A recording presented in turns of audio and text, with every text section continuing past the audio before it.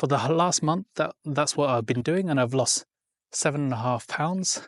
For this next month, I just want to have something different.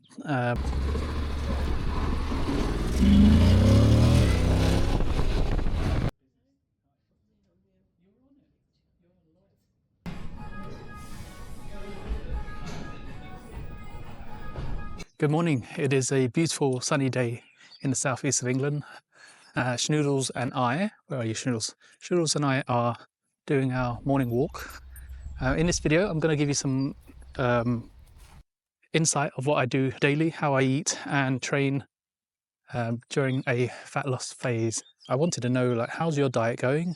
Don't worry if you are messing up here and there and going over your calories on certain days. It happens, you know, it's going to happen. If you go over your calorie limit that day, just be mindful of that and say, okay, that day was lost. I'll do better tomorrow. Just get back on it. Don't go from one day of being in a calorie surplus to 2 days to 3 days to a week to a month and then completely going off the rails. If you have a day off or you overeat on one day, just see it as a day lost in your cutting phase, and then just get straight back onto it. It happens to all of us. It happens to me sometimes. Well, not sometimes, many times. But you just get straight back on it. Remember, we don't want to stay in this calorie deficit for too long. We want to take off as much of the body fat as we can and then get out and then eat at either maintenance or in a calorie surplus to build muscle. But don't worry if you do slip up and eat in a calorie surplus for a day or two. Just go straight back into it. Remember, you don't want to half-ass this. You don't want to eat in a calorie deficit one day and then eat in surplus another day. It kind of all balances out to the week. You know, your body doesn't know if it's Monday, Tuesday, or Wednesday. All it knows, how have you done that week? Have you been in the total calories? Has it been in a surplus or a deficit? So you have to, when you're in a cutting phase, you have to be mindful that this isn't how you're going to eat forever. This is just a phase, a cutting phase that's going to last 3 months, 8 weeks, 6 months, however long, until the body fat comes off and you're happy with it. But you have to be mindful that this is a phase that you're in. Even if your family isn't doing it with you, you may have to eat differently to them, and that's fine. This is why I said to record your weight on a calendar, either Google Calendar or calendar on your wall, and you want to be seeing that 1% loss per week. You want to see from the start of the month to the end of the month the trend of your weight going down and down and down. But you have to see it as a phase.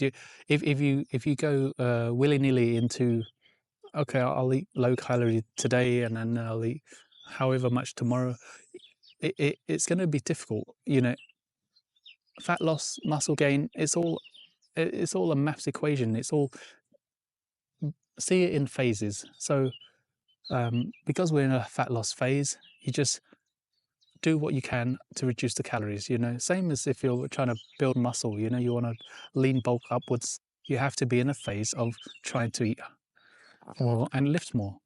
First thing I do is have a cup of coffee, black coffee, and then Schnoodles and I will go for a 1 hour long walk. This normally gives me almost 10,000 steps once completed. You see, I work in an office, so the majority of the day I'm just sitting at a desk.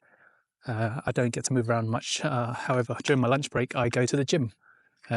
I'm fortunate enough to have a gym on site at my workplace, so that's the only active thing that I do during the day. However, so I try to get my my exercise and steps in very early in the morning. He loves it, and I live, you can see here, there's a large farmland area not too far from my house, so Schnoodles and I just walk the different paths that it has. I have been dieting for a month now, doing intuitive eating, tracking my calories. So for the last month, I have been eating intuitively, tracking my calories and just staying in a calorie deficit. This has caused me to lose 7.5 pounds, and that's just slightly over 1%. per week, which is fine.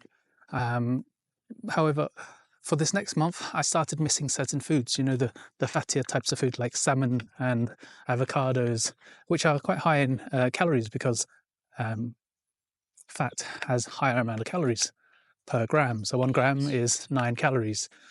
So now that I want to eat a little bit more of this, I'm just switching my eating. Remember, all diets work. It's so we can use all of them. You don't need to stick to one. For the next month, I'm going to be cycling my carbohydrates on, let's say, a Monday, Tuesday, Wednesday. I'll be eating very low carbohydrates, probably less than 30 grams per day. And then on a Thursday, on the 4th day, I will have a high carbohydrate day. And then again, back down to a few low carbohydrate days. I really enjoy this style of eating. I get to eat steak, avocados, eggs, salmon, very the higher fatty food that I do miss, and my body runs really well on fat. Remember, fat doesn't make you fat. It's the excess calories above your maintenance that make you fat. Try to consume healthy fats like avocado, fish, olive oil. It's really good for your body. I do like cycling my carbohydrates and eating fat. My body runs really well on fats and low carb. However, after a few days, I do start missing rice. Being Asian, I do like my rice. I start missing potatoes and carbohydrates. So I don't think I could cut that out very long. Like many people who are on keto, I don't think that you need to cut out a whole macronutrients group. But saying that, I do think it's a great way to diet. If you like, you know, when you buy steak and you eat, and you're the person that likes to eat the fat on the steak, this diet would be perfect for you. Lower carbs for about 3 days, and then you get to eat your carbohydrates on the 4th day, which will replenish your glycogen stores, telling your body everything's good. Let's continue the fat loss. You see, when we reduce the amount of carbohydrates in our body, the body eventually will have to turn to body fat, or the fat that we consume as energy, using ketones. There's pros and cons to this. It doesn't give you the explosive energy that you're probably used to if you were lifting weights or going to do a large amount of exercise. But the benefit is it doesn't give you a crash, an energy crash, where consuming carbohydrate spikes insulin, and you have high energy, and then you have a low, and then you get hungry. When you're eating fat and protein, it kind of I think the main benefits that I get from this is it makes me less hungry. I don't get hungry. I have sustained energy through the whole day. I have to be mindful when I'm working out that my energy levels will not last as long as if I was to eat carbohydrates, let's say. So I just have to be mindful that I don't push my workout too long or do too many sets.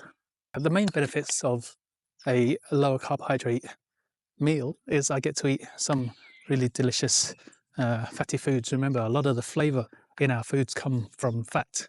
I get to eat that and not worry too much about the calories being over my maintenance. You see, what I mentioned in my other video was, if you're going to eat higher fatty foods, you want to reduce something else. Now, we never really want to reduce protein, so we just reduce carbohydrates, and vice versa. If you want to reduce the amount of calories in your meal and you want more carbohydrates, you just reduce fat. See, I think the government consensus has always been, if you want to lose weight and stay healthy, you know, for years and years, we saw in the supermarkets, low fat, 0% fat, 2% fat, everything was geared towards eating a low fat diet, eating salads. Nowadays, I think now we understand nutrition a lot better. You can keep your calories down by manipulating those 2 macros. So keep your protein high, 0.7 to 1 gram per pound of body weight, and alternate the fat and the carbohydrates. For the last month, that's what I've been doing, and I've lost 7.5 pounds. For this next month, I just want to have something different, different types of food. So I'm going to be eating higher amount of fats because our body can use fat as energy. It converts it to ketones, and the ketones fuel us. So give you an example, I'll show you what I eat later on. I eat my first meal again at around about midday, just before I jump on my bike and head to work. I had a few questions in the last videos in the comments section about, so I thought I'll answer those. What oil do I use for cooking eggs? And is there a way to reduce the amount of calories in eggs, as they only wanted to cook egg whites and not the yolk? So I use a spray oil, olive oil. So this is a great way to get in healthy fats. Olive oil is healthy for you. So I use a spray olive oil. If I can find a picture, I'll put it up. It's very light in calories, but remember, these kind of things, you only need a small amount, which is just to stop your eggs from sticking. But this is a great way to get in healthy fats. You know, instead of trying to reduce the amount of calories in your cooking oil, maybe reduce the portion size of your carbohydrates. That will keep the meal lower. And with regards to eggs, there's been a lot of misinformation over the many years, but now I think since 2015, research has shown that eggs are perfectly healthy for you, including the yolk. So don't be afraid of eating eggs. They're perfectly healthy for you. In fact, they're probably a superfood. There's around 6 grams of protein in each egg. A lot of the nutrients are in the yolk. Half of the protein is actually in the yolk itself. So egg is a superfood. Eat away. One of the other questions was someone didn't want to skip breakfast because it reduced their cognitive abilities, maybe gave them some brain fog. Remember, it's very personal which meal, how you reduce your calories, you know. Some people might find it easier, like myself, to skip breakfast, and some might find it easier to skip lunch or dinner. You don't actually need to skip any. You can actually divide your meals into very small meals. The main idea is just to reduce your calories, to stay within a calorie deficit for the day. Now, I work a 60-40 shift, so some days I'm working from home and some days I'm working in the office. When I'm working from home, I go to my local gym, and I like to do this in the morning, maybe around 10 a.m. And so I don't want to go weight training, resistance training on an empty stomach. You know, this is fine if I went to the gym first thing in the morning before when I woke up. You know, I still have glycogen, but around 10 a.m. I'm starting to feel a little hungry. I don't have as much glycogen in me, so I do have breakfast on the days where I go to my local gym and work out in the morning. You see, the majority of the time when I'm at work in the office, I work out around 4 or 5 p.m. in the afternoon. But when I'm at home, it's I have some food, so I have just enough food to fuel my workouts. When I come back from the gym, if I'm working out at my home gym around 10 a.m., 11, 12, I have a protein shake and a small amount of carbohydrate. So I do eat in the morning, dependent on what activity I do. And this can also be the same for you. If you have a job that requires you physical activity or a high amount of cognitive ability that is required, then go ahead and eat, you know, and then just reduce the calories in another meal. So the main benefits of eating low carbohydrates is my body works really well on fats. It runs really well on fats. I don't have any, I have a very sustained energy level. I think of it like if I was on carbohydrates, I'd be running like a Ferrari, full of energy, ready to explode. Whereas if I'm running on fats, I'm running like a Toyota Prius. None of that explosive power, but I can get anywhere that the Ferrari can get to. It's just a nice, long, steady cruise control pace through the day. And the food is absolutely delicious. But because I'm low carbing Monday, Tuesday, Wednesday, and then high carbing on the Thursday, I don't actually get to miss all the carbohydrates. If I was in a full on ketogenic or carnivore kind of diet where it's very low carb or no carbs, I would start missing carbohydrates after a week. So I like this way of eating. It allows me to stay in my calorie deficit and eat the food that I want. You can see here, look at the beautiful area that I get to walk around.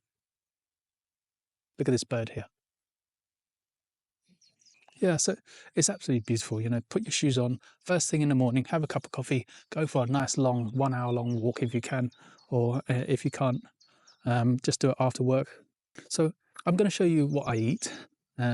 I eat my first meal around 12 o'clock, just before I jump on my bike to go to work. I still eat maybe even breakfast. Like today, I'll probably have eggs, salmon, and avocado. Now, it's weird having breakfast at 12 o'clock, but the word breakfast just means break fast. You've been fasting through the night since your last meal yesterday, and you're just breaking the fast. You've been fasting. So that's all that breakfast means, whether you eat it at 8 a.m. or 12 noon. After that, I'm going to jump on my bike and head into work, and then I'll show you my workout this afternoon.